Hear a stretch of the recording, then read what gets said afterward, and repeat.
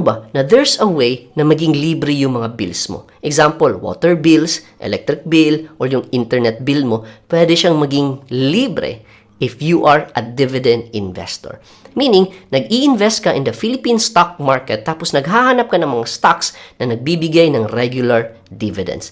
An example of a dividend stock is MWC or Manila Water Company, kung saan si Manila Water actually nagbibigay ng regular dividends sa mga investors nila. So, paano ba ito nag-work? Let's say, for example, sa amin, yung water bill namin on a monthly basis is nasa around 300 pesos. 300 pesos water bill.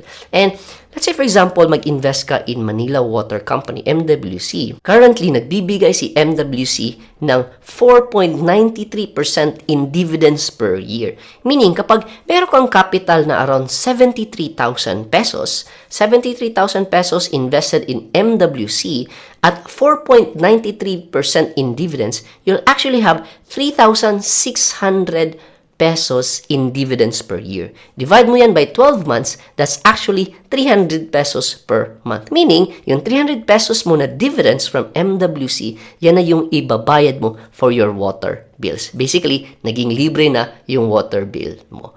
Anyway, if you're interested to learn more about investing in the Philippine stock market as a dividend investor, check out the link in the description or in the comment section down below.